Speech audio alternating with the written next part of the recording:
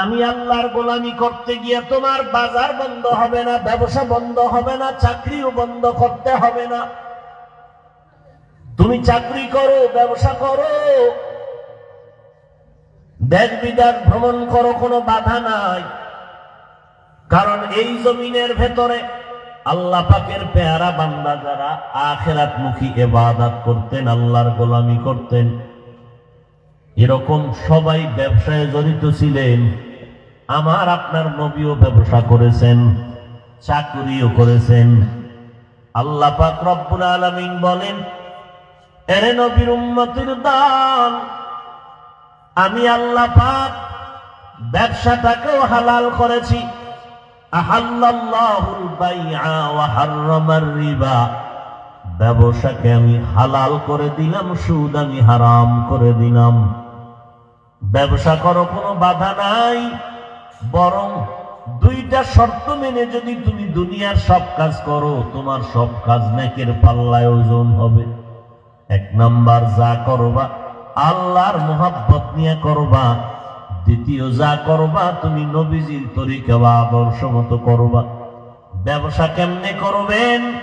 নবী নিজে ব্যবসা করিয়া আদর্শ শিখায় গেলেন উম্মতের। রাস্তায় কেমন করে হাঁটবেন, নবী নিজে তা প্র্যাকটিক্যাল শিখায় গেলেন। এরে নবীর আশিক উম্মতের দল, চাকরি কেমনে করবেন, নবী নিজে চাকরি করে দেখায় গেলেন। নবীর সুন্নাত অনুযায়ী চলো, আল্লাহর মোহাব্বত নিয়ে চলো। ব্যবসা করলেও সওয়াব, চাকরি করলেও সওয়াব। 5 বেলার নামাজ পড়ো, নবীর তরিকা মতে চলো। জিহ্বাটারে হেফাজত করো, অঙ্গ প্রত্যঙ্গ গুনাহ থেকে বাঁচাও।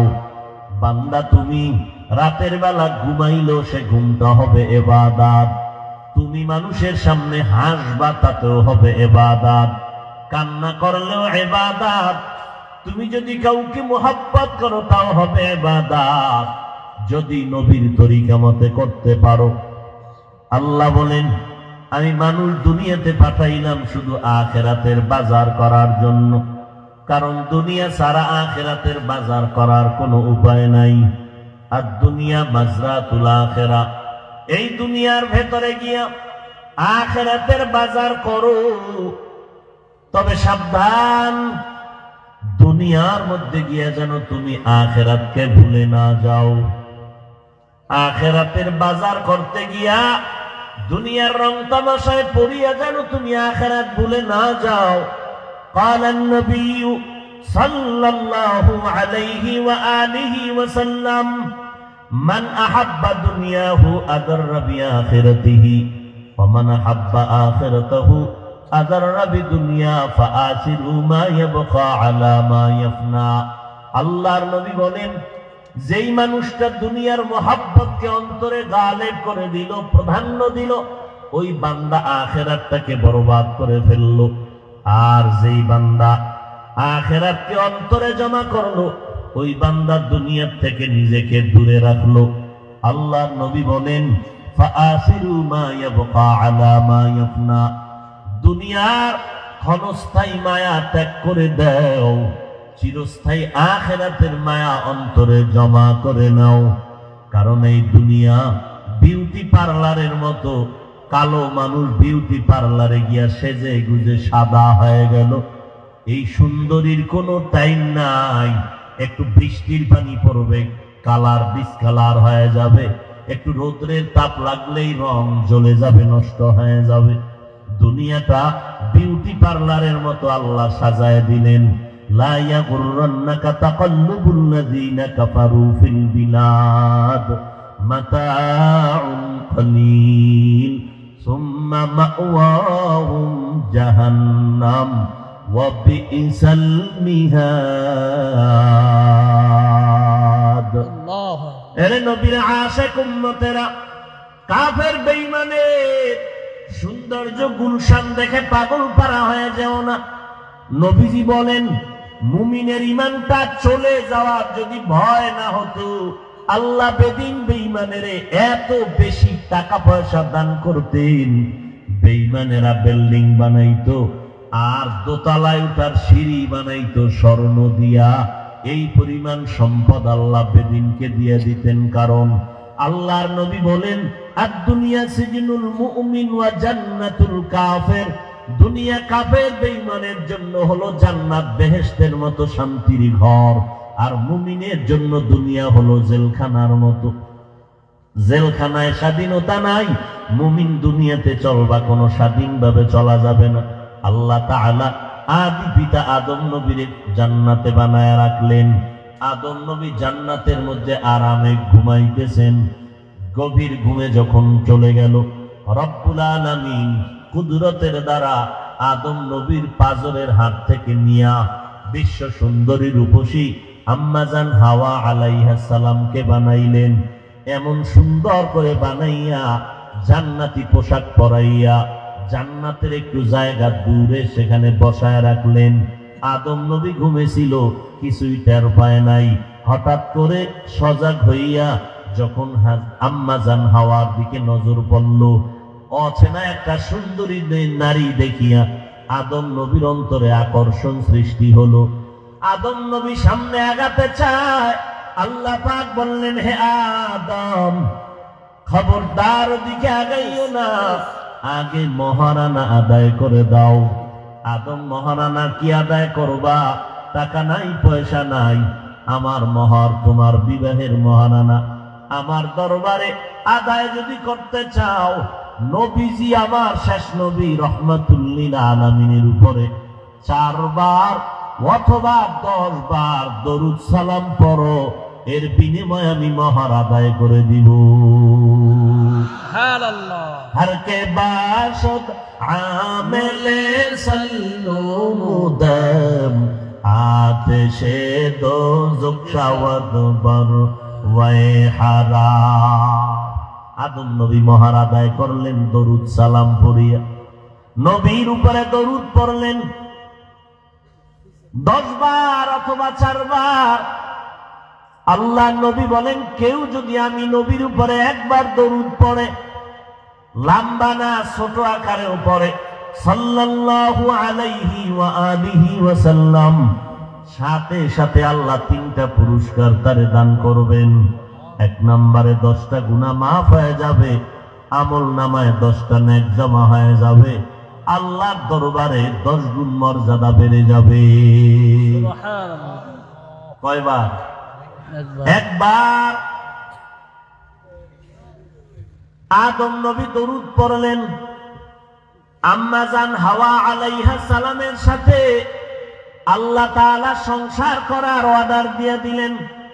ইয়া আদম উসকুন আনতা ওয়া যাওজুকাল জান্নাহ, হে আদম, তুমি এবং তোমার স্ত্রী জান্নাতের মধ্যে বসবাস করো।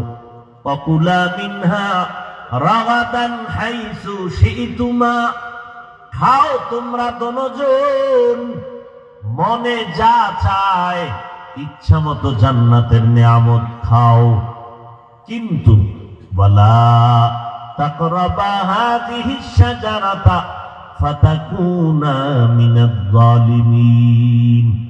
একটা গাছের দিকে আল্লাহ ইশারা করে বললেন, এই আদম হাওয়া, মনে যা চায় খাও, কোনো বাধা নাই, তবে ওই যে গাছটার কথা বললাম, ওই গাছের কিনারায় যাবা না, ধরবা তো দূরের কথা। ওই গাছটার মধ্যে কি বিষ লাগানো? বলে না। ওই গাছের ফলটা কি না খাওয়ার মতো? বলে না। তো আল্লাহ কেন ওই গাছের দিকে ইশারা করলেন, করে নিষেধ করলেন?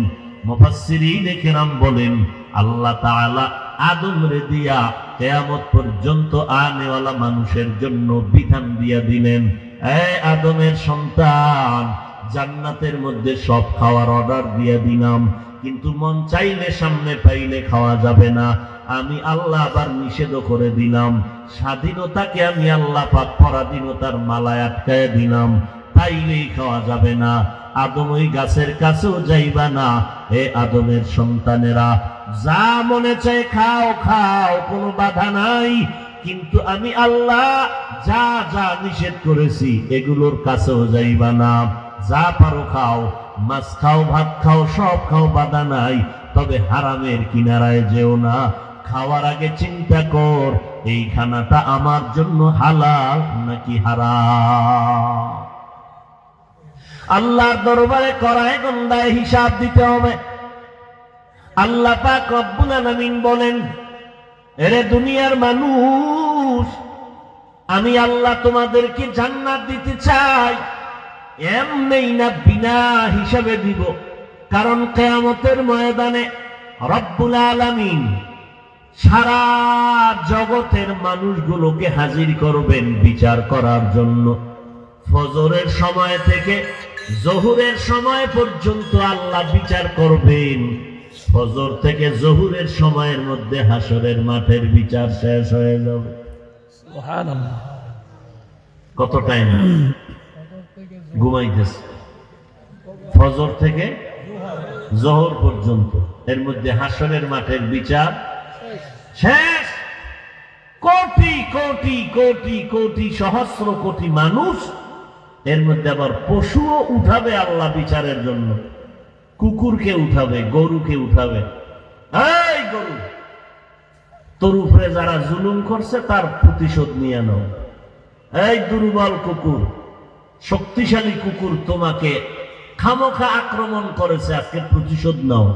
এরপরে আল্লাহ বলবেন, কুনতু তুরাবা, মাটি হয়ে যাও। এতগুলো মানুষের বিচার। তজুমুদ্দিন থানা একটা সামান্য ছোট্ট থানা। এই থানার মামলা 50 বছর হয়ে গেছে, এরপরে এক মামলার ডিসমিস হয় না। মাঝে মাঝে হাদিয়া দিলে মামলা তাজা হয়।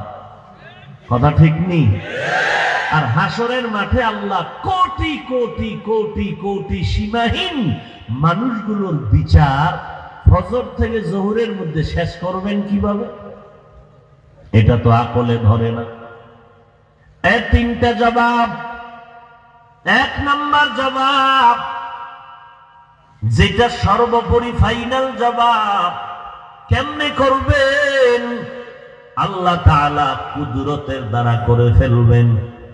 যেটা মানুষের দ্বারা অসম্ভব, ওটা আমার আল্লাহর কুদরতের দ্বারা সম্ভব।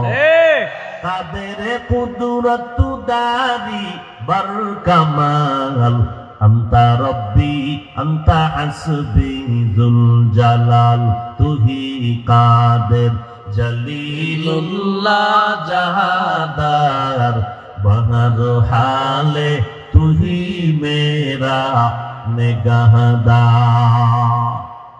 2 নম্বর জবাব হলো, জোহর থেকে ফজর এই টাইমটা দুনিয়ার সময় না, আখিরাতের সময় হবে, দীর্ঘ বড় লম্বা সময়। 3 নম্বর জবাব, আল্লাহ তাআলা বিচার কার্য শুরু করার প্রথমে বলবেন, বিশাল একদল বাহিনী মানুষ। আল্লাহ বলবেন, ও মুমিনের বিশাল বাহিনী, তোমরা বিনা হিসাবে আমার জান্নাতে চলে যাও। একদল বিশাল বাহিনী মুমিনেরা বিনা হিসাবে জান্নাতে গেল। বাম দিকে তাকাইয়া বলবে, এই গুনাহগার বিধর্মীর দল, তোমাদের বিশাল এক বাহিনীকে বলছি, তোমরা বিনা হিসাবে জাহান্নামে চলে যাও। বিশাল এক মুমিন যাবে বিনা হিসাবে জান্নাতে, আর এক দল বেদিনরা যাবে বিনা হিসাবে জাহান্নামে। মাঝখানে এক দল থাকবে, তাদের বিচার হবে। তারা কারা? যারা নামাজও পড়ছে, মিথ্যা কথাও বলছে, নামাজ পড়ছে, সুদও খেয়েছে, নামাজ পড়েছে, মা বাবার হক নষ্ট করেছে, ভাইয়ের হক নষ্ট করেছে, প্রতিবেশীর হক নষ্ট করেছে। এই মানুষগুলোকে আল্লাহ বলবে, তোদের হিসাব হবে, তোদের আমলনামা ওজন দেওয়া হবে। এরপরে বিচার কার্য সমাপ্ত করিয়া জাহান্নামের মধ্যে সবাইকে পাঠায় দেওয়া হবে। আল্লাহ তাআলা জোহরের মধ্যে সব বিচারগুলো শেষ করে জাহান্নামীদের জাহান্নামে পাঠাবেন, জান্নাতীদেরকে জান্নাতে পাঠায় দিবেন। কিন্তু আমার নবী রাহমাতুল লিল আলামিন জাহান্নামের একটা উম্মত থাকা অবস্থায় নবী জান্নাতের গোড়ায় যাবেন না। নবীজি আল্লাহর দরবারে দাঁড়ায় থাকবেন, আল্লাহ আমার একটা উম্মত যতক্ষণ পর্যন্ত জান্নাতে যাওয়া বাকি থাকবে, আমি এখানেই দাঁড়ায় থাকবো, আমি জান্নাতের ময়দানে যাব না। সেই নবীর উম্মত আমরা। আল্লাহ চায় আমাদের বিনা হিসাবে জান্নাত দিবেন। তবে কেমনে বিনা হিসাবে জান্নাত পাইবা? আল্লাহ বলেন, বিনা হিসাবে জান্নাত যদি পেতেই চাও, এখন থেকেই খাঁটি মুসলমান হইয়া আমার দরবারে আসো। এই মুমিন, মুসলমান হইয়া মরো, না হয় বিনা হিসাবে জান্নাত পাওয়া যাবে না। বিনা হিসাবে কেমনে জান্নাত পাবে? বলে মুসলমান হইয়া আল্লাহর কাছে হাজিরা দাও। বলে মুসলমান কেমনে হব? খাঁটি মুসলমান আল্লাহ জানায় দেয়, জীবনটাকে গুনাহ থেকে পবিত্র বানায় নাও। জীবনটাকে গুনাহ থেকে কেমন করে পবিত্র বানাবো? বলে একটা মেডিসিন লাগবে, যেই মেডিসিন না থাকলে হাজারো পীর সাহেবের বয়ান শুনলে গুনাহ থেকে বাঁচা যাবে না, হাজারো বক্তার বয়ান শুনলে গুনাহ থেকে বাঁচা যাবে না। এমনকি রাহমাতুল লিল আলামিন দোজাহানের সরদার 13টা বছর পর্যন্ত বয়ান করে আবু জাহালকে কালেমা পড়াতে পারে নাই। কেন? ওই মেডিসিনটা তার মধ্যে নাই। পাপিষ্ট বেঈমান আবু জাহাল হাতের মুষ্টির মধ্যে পাথর নিয়ে কয়, মুহাম্মদ, আমার হাতের মুষ্টিতে কি আছে? বলতে যদি পারো আমি কালেমা পড়ে মুসলমান হব। নবী বলেন, আমি জানি না, তবে হাতের মধ্যে যা আছো তোরা কথা বল। নবী এই অর্ডার দেওয়া মাত্র আবু জাহালের হাতের মুষ্টির পাথরগুলো কালেমা পড়া শুরু করলো। আবু জাহাল এত বড় বেঈমান, পাথরগুলো মাটিতে ফালায় কয়, মুহাম্মদ বড় জাদুকর। হেদায়েতের মালিক কে? আল্লাহ। মান ইয়াহদিল্লাহু ফাহুয়াল মুহতাদ ওয়া মান ইউদ্লিল ফালান তাজিদা লাহু ওয়ালিয়াম মুরশিদা। এরে নবীর আশিক উম্মতের দল, খাঁটি মুসলমান যদি হতে চাও, জীবনটাকে গুনাহ থেকে পবিত্র বানায় নাও। গুনাহ থেকে পবিত্র বানানোর জন্য একটা মেডিসিন লাগবে। আল্লাহ শুরুতে বলেন, ওই মেডিসিনের নাম হলো তাকওয়া। কোরআনের শুরুতে আল্লাহ তাকওয়া বয়ান করেছেন, কোরআন নাজিলের শেষেও তাকওয়া। যালিকাল কিতাবু লা রাইবা ফীহি হুদাল লিল মুত্তাকিন। শেষ কোরআনের আল্লাহ বলেন, ওয়াত্তাকু ইয়াওমান তুরজাউনা ফীহি ইলাল্লাহ। সব জায়গায় আল্লাহ ফাঁকে ফাঁকে বলেন, আমাকে ভয় করো। আপনার আমার নবী, যে নবীর কোনো গুনাহ নাই, ওই নবীকে আল্লাহ বলেন, পয়গম্বর আপনি আমাকে ভয় করেন। ইয়া আইয়ুহান নাবিয়্যু তাকিল্লাহ ওয়া লা তুতি'ল কাফিরিনা ওয়াল মুনাফিকিন। আল্লাহ তাআলা বলেন, এরে নবীর আশিক, তাকওয়ার মেডিসিন অন্তরে জমা করো। তাকওয়া মানে আল্লাহর ভয়। এই ভয়টা যতদিন পর্যন্ত মানুষের অন্তরে আসবে না, কোন পীর সাহেবের বয়ানও সে গুনাহ ছাড়তে পারবে না। আর এই অন্তরে তাকওয়া বা ভয় ঢুকানোর একমাত্র মাধ্যম বা প্রেসক্রিপশন হলো খাঁটি আল্লাহওয়ালাদের সাথে বন্ধুত্ব তৈরি করা। ইয়া আইয়ুহাল্লাযীনা আমানুত্তাকুল্লাহ ওয়া কুনু মা'আস সাদিকিন। আল্লাহকে ভয় করো হে মুমিন। সত্যবাদী আল্লাহর পেয়ারা বান্দা যারা, আহলুল্লাহ, আহলে হক, উলামা, পীর মাশায়েখ, এদের সাথে সম্পর্ক জড়ায় দাও। কারণ আল্লাহওয়ালাদের নজর যদি একবার লেগে যায়, বান্দার অন্তরের মধ্যে তাকওয়া পয়দা হয়ে যাবে। সোহবতে সালে তোরা সালে কুনাত, সোহবতে তালে তোরা তালে কুনাত। এক জমানা সোহবতে বা আউলিয়া বেহতের সদ সালা তাআত বেরিয়া। তাহলে মূল কথা কি পাইলাম? আমরা বিনা হিসাবে জান্নাতে যেতে চাই। কি চান? ঠোঁটের দাবি না অন্তরের দাবি? হিসাব দিয়া না বিনা হিসাবে? বিনা হিসাবে জান্নাত পেতে হলে কি হইয়া মরতে হবে? বলেন বলেন। খাঁটি মুসলমান। খাঁটি মুসলমান হবেন কিভাবে? জীবনের গুনাহ ছাড়তে হবে। গুনাহ থেকে পাক হতে হলে কি লাগবে? তাকওয়া। তাকওয়া অর্জন করার জন্য শর্ত হলো খাঁটি আল্লাহওয়ালাদের বন্ধু হও। কাদের বন্ধু? এদেশে কি খাঁটি আল্লাহওয়ালা আছে? বলেন আছে? অভাব নাই, আমরা চিনি না। চিনি না তো চিনি না, আবার চিনেও যেন ধরতে না পারে, এই জন্য একদল মরিয়া হইয়া মানুষকে আল্লাহওয়ালা থেকে দূরে সরাবার ষড়যন্ত্রে লিপ্ত আছে না নাই? আছে। এরা কিন্তু ইহুদি না, খ্রিস্টান না, বৌদ্ধ ধর্মের লোকেরা না, এরা ইসলামের ব্যানারওয়ালা বাতেল দল। বলেন এরা কারা? ইসলামী। এই ভোলার মুসলমান, এই কথাগুলো ভালো করে মনে রাখবেন, মরণের আগ পর্যন্ত দ্বিতীয়বার বলতে না হয়। এই দলটার নাম কি? ইসলামের ব্যানারওয়ালা বাতিল দল। বলেন বলেন, ইসলামের ব্যানারওয়ালা বাতিল দল। এরা সবাই ইসলামের ব্যানারওয়ালা বাতিল দলের সদস্য। এই ঘুরে ফিরে সারাটা বছর দেখবেন এরা, এদের সদস্যরাই তাবলীগের বিরুদ্ধে ফেসবুকে লেখে, চরমনের বিরুদ্ধে লেখে, উজানির বিরুদ্ধে লেখে, আল্লাহওয়ালার বিরুদ্ধে লেখে, কওমি মাদ্রাসার বিরুদ্ধে লেখে।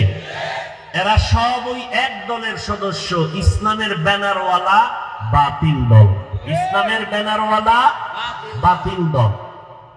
এদের ব্যাপারে দেওবন্দের সমস্ত উলামায়ে কেরাম, বড় বড় মুহাদ্দিসিনে কেরাম, আমাদের বাংলাদেশের সমস্ত উলামায়ে কেরাম, শামসুল হক ফরিদপুরি রাহমাতুল্লাহ আলাইহি, হাফিজ হুজুর, শাইখুল হাদিস আল্লামা আজিজুল হক রাহমাতুল্লাহ আলাইহি, চরমনায়ের হুজুর তো জীবনভর চ্যালেঞ্জ দিয়ে গেছেন, এরা ইসলামের দল নয়, এরা ইসলামের ব্যানারওয়ালা বাতেল দল।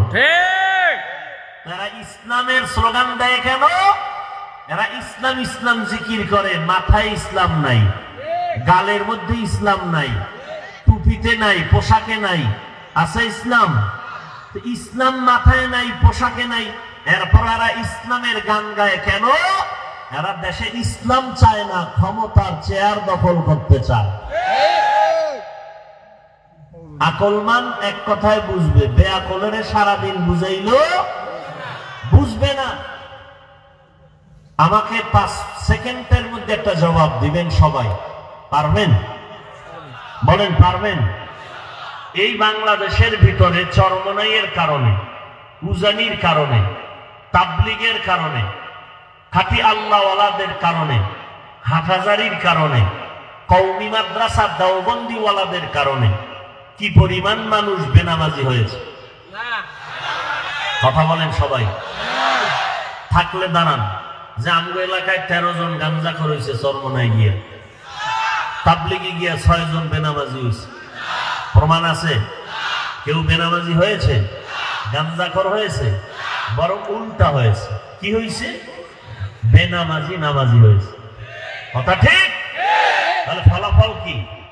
তাবলীগের কারণে, চরমনায়ের কারণে, দেওবন্দি কওমিওয়ালাদের কারণে এদেশের লক্ষ লক্ষ মানুষ, খারাপ মানুষ ভালো হয়েছে। কথা একমত? অতএব রেজাল্ট কি? রেজাল্ট হলো এদের বিরুদ্ধে যারা লেখালেখি করে ফেসবুকে, এরা সবাই ভণ্ড।